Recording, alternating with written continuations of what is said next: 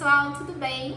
No nosso último vídeo a gente falou sobre o transtorno obsessivo compulsivo, o famoso TOC, e a gente conversou sobre as diversas dimensões do TOC, né? Quem assistiu já sabe do que a gente está falando, que são aí o TOC de contaminação e limpeza, o TOC de ordenamento e simetria, o TOC de dúvidas e verificações e também o TOC de pensamentos repugnantes, aqueles pensamentos blasfemos, de conteúdo sexual, agressivo e etc. Então, conforme prometido, nesse vídeo de hoje a gente vai falar das características de cada uma dessas dimensões.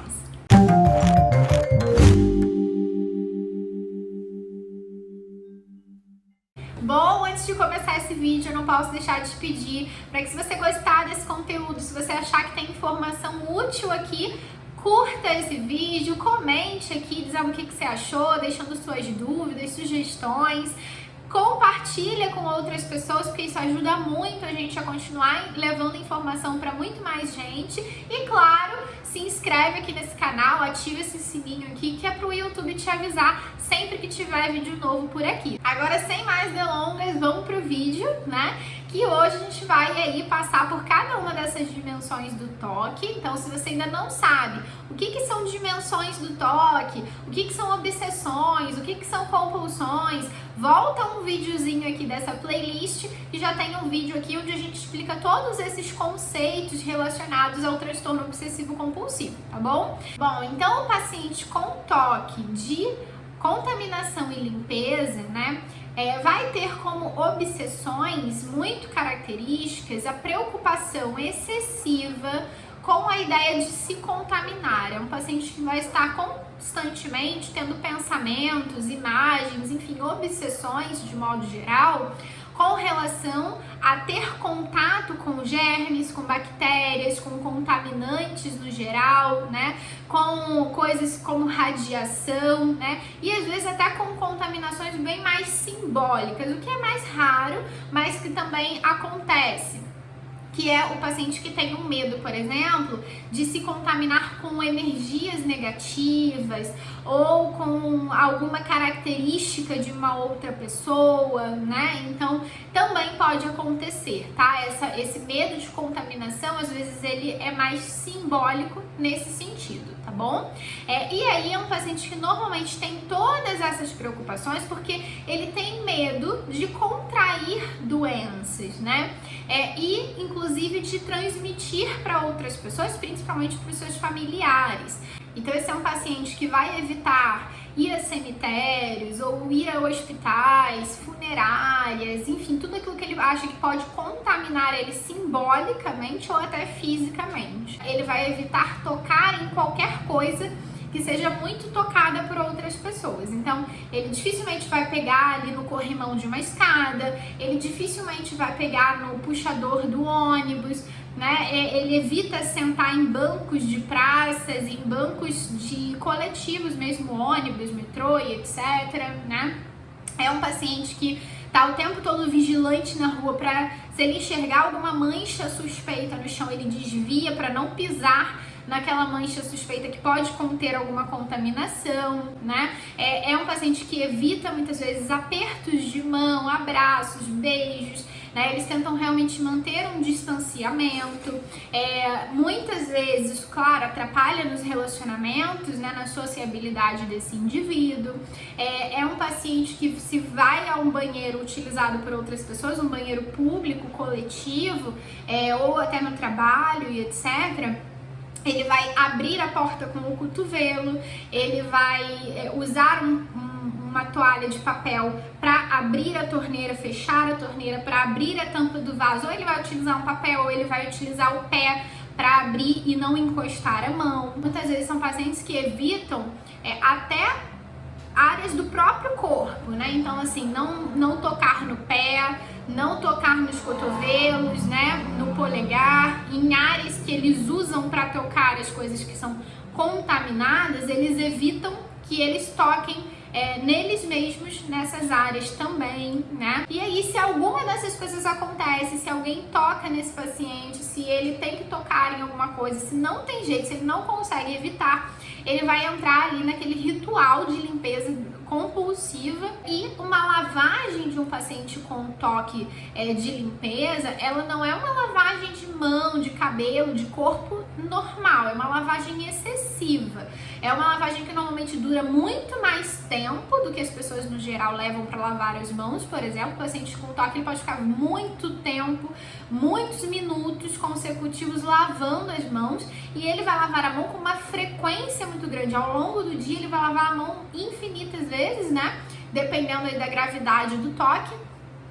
Que outras pessoas que não têm toque geralmente não lavam a mão com essa frequência e com essa intensidade. Às vezes o paciente com toque ele esfrega tanto as partes do corpo que ele pode ter ressecamento nas mãos, ele pode abrir ali feridas, lesões, dermatites, né?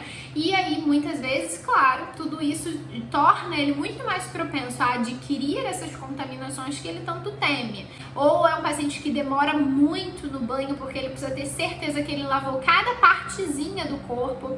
Alguns pacientes chegam inclusive a pedir para que os familiares assistam ele tomando banho para garantir que realmente eles lavaram bem todas as partes do corpo, né? É um paciente que às vezes demora muito, horas e horas no banho todos os dias, ou ainda muito tempo para escovar os dentes, porque precisa escovar os dentes assim em cada cantinho. Muitas vezes os pacientes têm ritual para chegar em casa, para tirar os sapatos, para não conseguir entrar em casa com os sapatos e já higienizar o sapato ali fora mesmo. O paciente não consegue ficar com a roupa que veio da rua dentro de casa, ele tem que imediatamente retirar aquela roupa, colocar para lavar, né, ou separar, para não encostar em nenhuma outra roupa limpa, né? Então, às vezes, se uma roupa suja, né, usada, encosta em uma roupa limpa, então ele tem que lavar tanto a roupa suja quanto a roupa limpa. Normalmente é um paciente que higieniza absolutamente tudo que chega em casa, lava todas as compras, por hábito mesmo. Tá? Então é um paciente que vai imediatamente tomar banho e não consegue sentar no sofá, numa cadeira, se ele estiver com uma roupa da rua. E aí, assim, a gente não tá falando de um contexto de pandemia, tá? Onde tudo isso foram orientações dadas, né? Trocar de roupa, tirar os sapatos, higienizar as coisas, né? Isso para um paciente com toque é natural, é do dia a dia dele. Limpa demasiadamente a casa, ele olha se tem marca de dedo na mesa, nos móveis, nos talheres, né? Ele olha se tem poeira sobre os móveis e normalmente, como tem uma hipervigilância, esses pacientes acabam vendo muito mais sujeira, né, vendo muito mais manchas suspeitas do que a maioria das pessoas, porque normalmente isso passa batido para quem não tem toque, né? E aí, muitas vezes, esses pacientes, eles não só querem eles mesmos evitarem essas coisas e terem esses atos de limpeza, mas eles também querem que as pessoas que convivem com eles façam as mesmas coisas, né? Então muitas vezes isso gera ali uma série de problemas familiares. Às vezes é um paciente que inclusive separa uma toalha, um sabonete específico só para ele, tem um banheiro que só ele pode usar, né? Por medo ali de contaminar com outras coisas da família. Às vezes tem um cômodo da casa que só ele pode entrar. Fora os gastos que eles têm, né, com produtos de limpeza. Normalmente um paciente com toque de contaminação e limpeza, ele gasta muito dinheiro comprando shampoo, sabonete, água sanitária, coisas para limpar a casa, coisas para higiene pessoal, que ele gasta muito produto de limpeza, né? Seja higiene pessoal, seja higiene da casa, tá? Então, porque todos os objetos, ele evita não só o botão do elevador, a maçaneta da porta que outras pessoas tocam na rua, né? O corrimão da escada, do ônibus.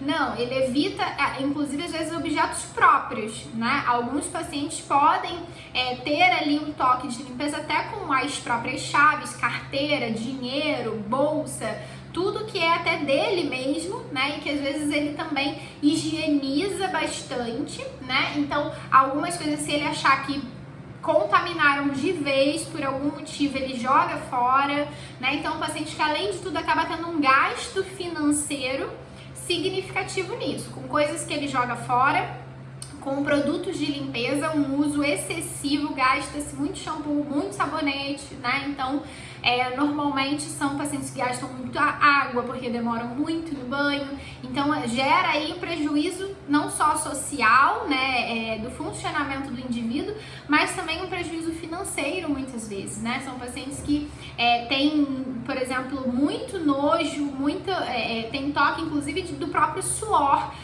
do próprio esperma, de líquidos corporais mesmo, né, de tocar numa carne, né, que é mole, viscosa, gelatinas no geral, gel, enfim. Então, acaba sendo um paciente que até aquilo que não é considerado sujo pela maioria das pessoas pode ser considerado sujo por esse paciente. Então, assim, o gasto com limpeza vai ser realmente muito significativo.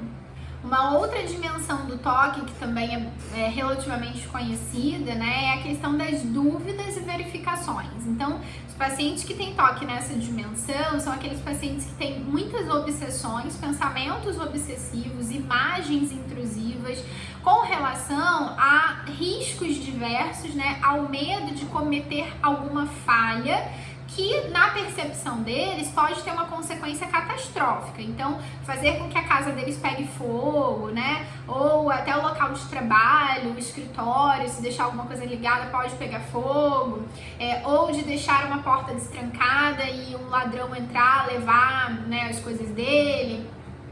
Ou ainda de deixar uma torneira aberta e acabar inundando a casa, né? E muitas vezes achando, inclusive, que alguma dessas ações pode prejudicar outras pessoas, gerar dano para alguém, né? Não só para ele, mas para outras pessoas, no caso de um incêndio, por exemplo, né? Matar alguém por causa de uma falha dessas, né? Tudo pode ser considerado ali uma dúvida, né? E o paciente ele fica realmente se perguntando se ele realmente tomou todas as atitudes preventivas que ele poderia em relação àquilo, né? Para evitar, descartar ou minimizar o risco que ele acaba vendo nessas situações, tá? Então, muitas vezes, isso vai desde, será que eu esqueci a chave da minha casa? E aí, se eu tiver esquecido, depois eu não vou conseguir entrar em casa, né? Será que eu esqueci de pegar a chave de dentro do carro? Porque aí, se eu não peguei, eu vou ficar trancado de lá de fora do carro, né? Ou até coisas muito simples, muito pequenas, tipo, encostei bem na geladeira, senão vai ficar vazando, né? O ar da geladeira, minha conta vai vir muito alta. Então, enfim, uma série de coisas assim que vão desde de preocupações, né? Com coisas sutis até preocupações com coisas que podem ser catastróficas de fato. Então, muitas vezes, inclusive, chega-se a se questionar se o paciente com toque de dúvida e verificação, se ele tem algum déficit de memória, né? Porque às vezes é um paciente que vai checar a porta 4, 5 vezes, né? Vai checar se tirou os eletrodomésticos umas 3 vezes, até se tranquilizar, né? E aí ele vai lá, olha, vê que tirou, ele se tranquiliza, mas daqui a pouco ele tá com aquele pensamento obsessivo de novo, ele vai lá e confere de novo, e de novo, e de novo, dependendo do grau desses sintomas, tá? Então, muitas vezes se pergunta se esses pacientes têm um déficit de memória. E até o momento, pelo que se pôde observar, não, né? Não há nada que demonstre isso ainda, né? Na verdade, o que foi possível perceber é que pacientes com toque dessa dimensão, eles têm uma falta de confiança na própria memória. Então, esse paciente ele não consegue tolerar o fato dele não ter certeza que ele realmente fez aquilo que precisava ser feito para conter esses riscos, tá? E aí, se ele não tem essa tolerância à incerteza, ele quer ter certeza. E aí ele vai lá e ele vai conferir quantas vezes for necessário para que ele tenha certeza, né? Só que o problema disso é que quanto mais ele faz isso, menos ele confia na própria memória, né? E mais ele aumenta a chance de riscos reais. Ele pode, por exemplo, ficar ali girando a porta várias vezes para ter certeza que trancou a porta. E numa dessas, de tanto girar a chave para um lado e para o outro, ele pode acabar, na última girada da chave, deixando a chave na posição do trinco aberto. E aí, ele vai embora. Quando ele chega, ele fala: caramba, eu realmente esqueci a porta aberta. Tá vendo como eu tenho razão de realmente estar sempre conferindo? Eu realmente esqueço. Só que na verdade não é porque ele esquece, é porque isso pode acontecer com qualquer pessoa, né? E o fato dele estar constantemente girando a chave pode acabar aumentando o risco dele esquecer a porta aberta em algum momento. Assim como o paciente que está apertando as torneiras, né, antes de sair de casa com muita força toda hora, ele pode acabar rompendo a torneira, né, realmente ocasionando ali uma inundação na casa dele. O paciente que fica verificando o gás toda hora, né, ele fica mexendo demais na válvula do gás, mexendo demais nos botões do fogão, ele vai ali destruindo o mecanismo do fogão, do gás, né, vai desgastando aquele objeto e realmente aumenta o risco, né, dele realmente causar um incêndio, de ter realmente um escapamento de gás, né? Então, tudo isso também é um trabalho cognitivo que a gente vai fazer com esses pacientes nessa dimensão, para eles entenderem que muito daquilo que eles tentam evitar acaba aumentando o risco com as compulsões, tá? Então, o paciente, antes de sair de casa, ele checa tudo, ele verifica tudo, porta, janela, eletrodoméstico, forno, tudo que ele puder para minimizar esses danos, né? Ou às vezes ele pode até não ir lá checar, né, tocar, mas ele fica olhando fixamente para ter certeza, por exemplo, que o botão do fogão está na ordem certa, né? Para ter certeza que um determinado eletrodoméstico está desligado. Ele fica olhando fixamente para aquilo, fica olhando fixamente, né, para ver a lâmpada apagando, para ter certeza de que apagou. Ou um documento que ele vai assinar, ele fica olhando fixamente para ter certeza que ele assinou corretamente, evitar qualquer falha, né? É um paciente que às vezes confere mensagens, textos, leituras várias vezes, né, para ter certeza de que realmente não escreveu nada errado, para ter certeza de que realmente tá tudo certo, tá tudo nos conformes. Às vezes ele vai ali ficar verificando a própria saúde, então qualquer sintomazinho, ele já corre pro médico e tenta fazer um monte de exame. Aí às vezes o exame não dá nada, ele vai em outro médico, pede para repetir os exames, né, para ter certeza. Ou então fica ali monitorando a temperatura corporal, a pressão arterial, né, fica ali observando os batimentos cardíacos para ter certeza de que tá tudo certo, tudo para realmente ter certeza de que aquilo foi bem feito, né, ou para anular alguma dúvida que ele tenha. Uma outra dimensão do toque que eu particularmente considero assim uma das que gera mais sofrimento para o paciente, que é mais angustiante ao meu ver, né? É o toque que a gente conhece como pensamentos repugnantes. O que são esses pensamentos repugnantes? Nada mais são do que as obsessões, né?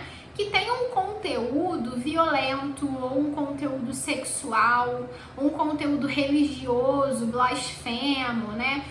Alguma coisa de conteúdo claramente egodistônico, né? Ou seja, que vai contra totalmente os valores, os princípios daquele paciente. É algo que ele acha assim horrível, que ele se envergonha, que normalmente gera muito constrangimento, que o paciente tem até dificuldade de relatar, né, para as pessoas, para os familiares, até para o terapeuta às vezes, e que, enfim, que gera uma angústia muito grande no paciente, porque entra aqui, principalmente nessa dimensão dos pensamentos repugnantes, aquela crença disfuncional que a gente falou no primeiro vídeo sobre o toque, de achar que existe uma ligação direta entre o pensar e o fazer. Então, se eu sou capaz de pensar uma coisa dessa, é porque eu sou capaz de fazer, né? Então, alguns exemplos de obsessões que a gente observa comumente nessa categoria do toque, né? Por exemplo, o pensamento de ferir alguém, né? Então, de jogar alguém de uma plataforma de um trem, de jogar um bebê pela sacada, ou de dar um soco em alguém que esteja passando pela rua, ou alguém conhecido, né?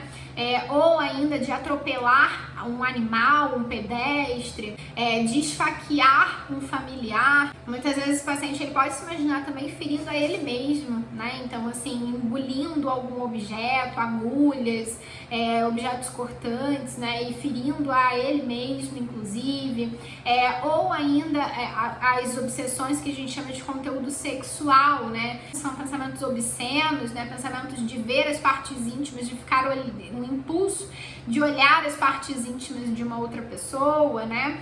Ou ainda de mostrar as próprias partes íntimas. Então, às vezes ele se imaginar tendo relações sexuais com pessoas desconhecidas, na rua, no trabalho, enfim, ou tendo relação sexual com alguém da família, um irmão, um primo, alguém próximo, né, com quem socialmente falando isso seja inaceitável, né, para a maioria das pessoas. E também a questão de praticar sexo violento com alguém, praticar sexo com animais, né, ou ainda de abusar sexualmente de uma criança. Esses pensamentos repugnantes, eles também podem ser de conteúdo blasfemo, de conteúdo religioso, né? Então, às vezes é um paciente que se visualiza em um momento, um dia ele tá na missa, na igreja, e aí, de repente, ele é invadido por uma imagem em que ele se imagina tendo relação sexual com a Virgem Maria, com Jesus Cristo na cruz, né? E aí, principalmente para os pacientes que são muito religiosos, né? Isso causa uma angústia, uma vergonha, um constrangimento, né? Um pavor enorme, né? E aí, às vezes, entram também as obsessões de achar que vai ser punido, de achar que vai ser castigado, né? De que aquilo é um pecado muito grande, né? E aí, muitas vezes, esses pacientes se envolvem em compulsões, né, de rezar, de falar palavras positivas, de fazer o sinal da cruz repetidas vezes, né, como forma de anular aqueles pensamentos, né, que incomodam eles. O paciente, por exemplo, que tem as obsessões de poder atropelar alguém, um pedestre, um animal, né, ele pode, por exemplo, ficar o tempo inteiro olhando no retrovisor para ter certeza de que ele não atropelou ninguém. Ele pode refazer o trajeto algumas vezes, dar a volta no quarteirão para ter certeza de que ele não atropelou ninguém, de que não tem ninguém caído, né, pelo chão. Ele pode estacionar o carro quando chega no trabalho, em casa, olhar a lataria, conferir para ver se não tem nenhum amassado, nenhum vestígio de sangue que indique que ele possa ter atropelado alguém. Ele vai evitar usar determinadas cores, então não quero usar preto porque o preto me remete à morte, se eu usar o preto alguém da minha família vai morrer, ou então eu não posso usar vermelho porque o vermelho remete a sangue e aí alguém vai ficar doente, ou então eu não posso ouvir determinada música, ou não posso cantar o trecho de uma determinada música, como por exemplo, se o bem e o mal existem, você pode escolher, né? E aí o paciente não consegue cantar a palavra mal, ele canta se o bem e o bem existe, você pode escolher, né? Então, assim, ele não consegue proferir determinadas palavras porque ele considera que aquilo dá azar, né? Alguns números ele não gosta porque são números que dão azar, que não remetem à sorte, que são números ruins. Então, ele define ali palavras boas e ruins, pensamentos bons e ruins, enfim, uma série de coisas que ele tenta ali evitar falar, fazer, olhar, assistir, enfim. Ele começa a pedir para que as pessoas escondam as facas, escondam tesouras, objetos cortantes em casa, porque ele tem medo de poder pegar aquela faca e realmente esfaquear alguém por conta de ter tido aquele pensamento obsessivo, aquela imagem intrusiva na mente dele. Ou então o paciente que pensa ali, né, em jogar o bebê pela janela, e aí ele evita de pegar a criança, ele já não quer mais pegar a criança no colo, né? Ou ainda quando o pai ou a mãe, um avô, enfim, tem o pensamento de que eu posso abusar sexualmente, molestar o meu filho, a minha filha, o meu neto, a minha neta, o meu sobrinho, enfim.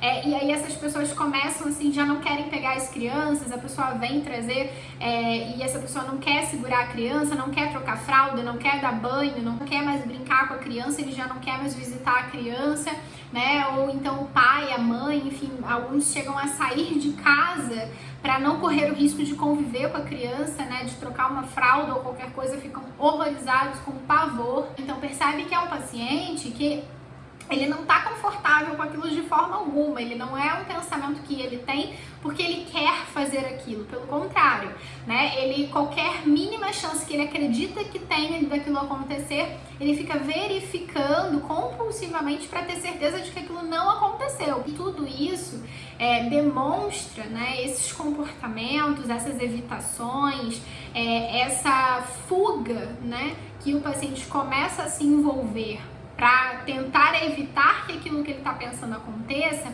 são a principal evidência de que esses são pacientes que dificilmente fariam aquilo de verdade, né? Porque uma pessoa que realmente tem, como acontece em outros transtornos que a gente chama de parafilias, né? Que tem o desejo de praticar sexo com animais ou com uma criança e abusar sexualmente de alguém, etc., as pessoas que têm esses transtornos, elas têm, esses pensamentos geram prazer, né? Enquanto no paciente com toque, eles geram repulsa, tanto que o nome dessa dimensão do toque já diz, né? São pensamentos repugnantes para o paciente, então vão totalmente contra os valores dele, são egodistônicos, não fazem parte do paciente, eles reconhecem isso como assim, coisas horrendas, que eles têm pavor de se pensar fazendo aquilo, né? E justamente por isso começam a evitar todas essas situações.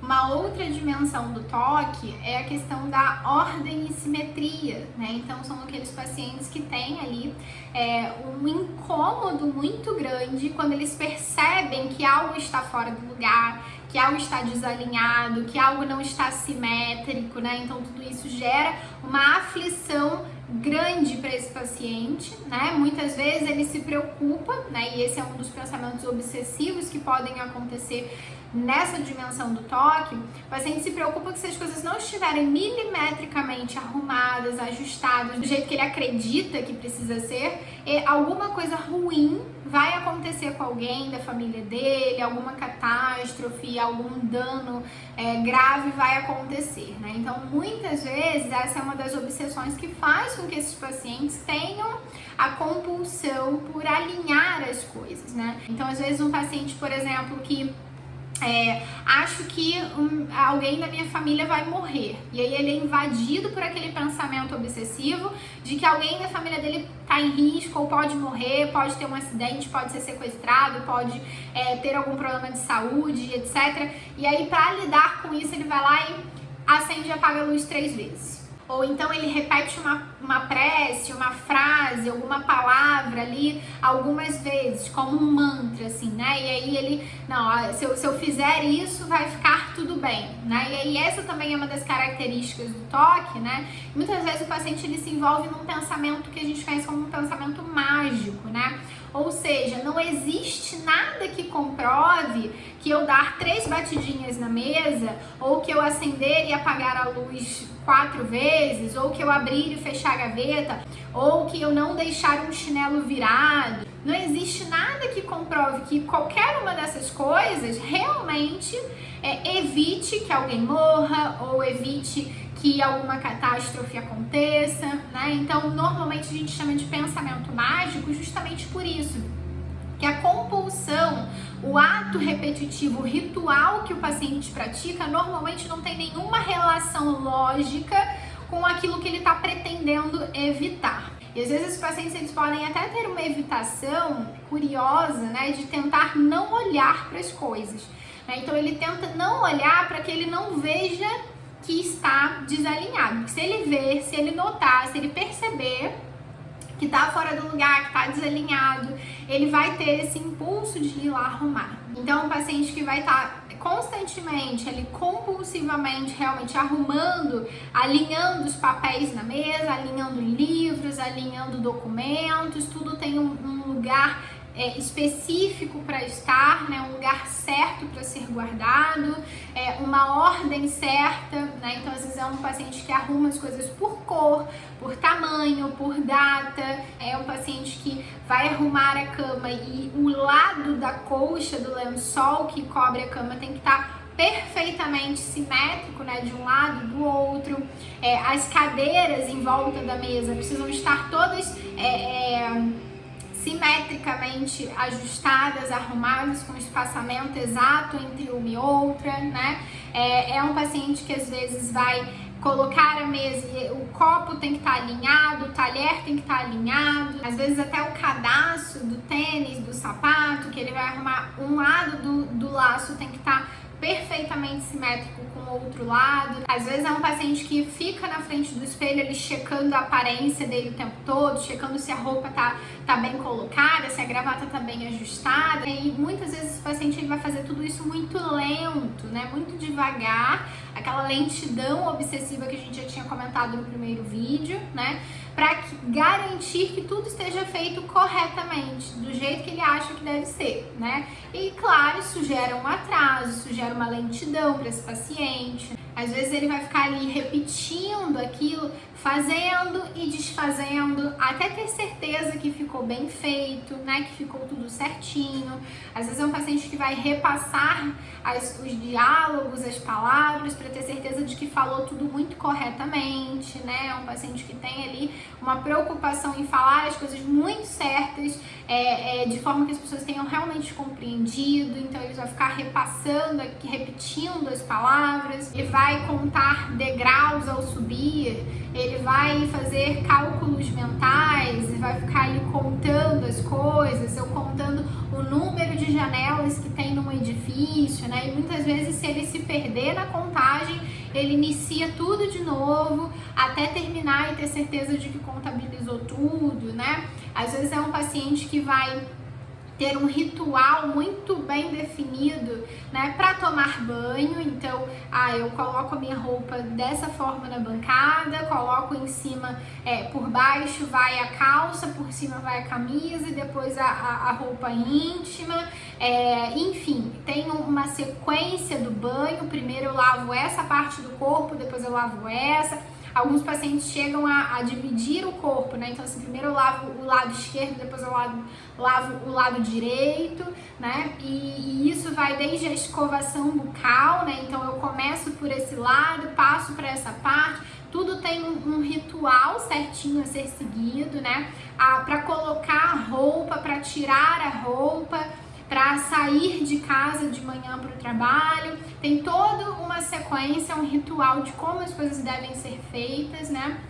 Às vezes é um paciente que vai sentar e levantar da cadeira, ele vai abrir e fechar a gaveta, colocar e tirar as coisas, né? Tudo 2 vezes para ficar simétrico. Às vezes é um paciente que ele vai ali ficar lendo notícias de jornal, de revistas, fazendo toda a leitura de uma coisa que não interessa a ele, de que ele não queria nem saber, mas ele tem que terminar. Por mais que sejam coisas ditas inúteis, né, que não tem uma relevância, mas ele precisa ler numa determinada ordem, ou ele precisa ler tudo até o final, assistir um vídeo ou o que quer que seja até o final. Ele não consegue interromper uma tarefa, por mais que ela esteja entediante e não tenha grande relevância, né? Então é um paciente realmente que está o tempo todo focando, né?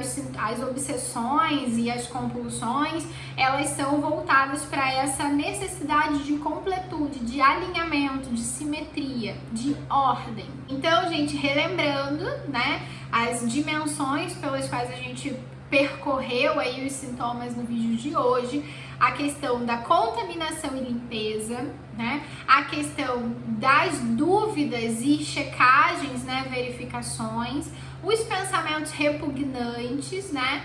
E a questão da ordem e da simetria. Tudo que eu falei aqui são alguns exemplos, gente. Cada uma das dimensões do toque, o paciente ele pode desenvolver uma lógica muito própria dele, tá? Então o paciente ele pode ali ter um sintoma muito peculiar que ele desenvolveu, né? Então tudo isso que a gente está falando aqui são sintomas que a gente observa com uma certa frequência, mas cada paciente pode desenvolver ali sintomas muito peculiares, tá bom? O que a gente vai observar é realmente o funcionamento geral, se existem obsessões ou compulsões, né? Ou as duas coisas juntas, tá? Então é isso, espero que vocês tenham gostado, espero que tenha ficado mais ilustrativo, né? No vídeo anterior a gente falou muito assim dos conceitos, dos critérios diagnósticos, de uma visão geral do transtorno, né?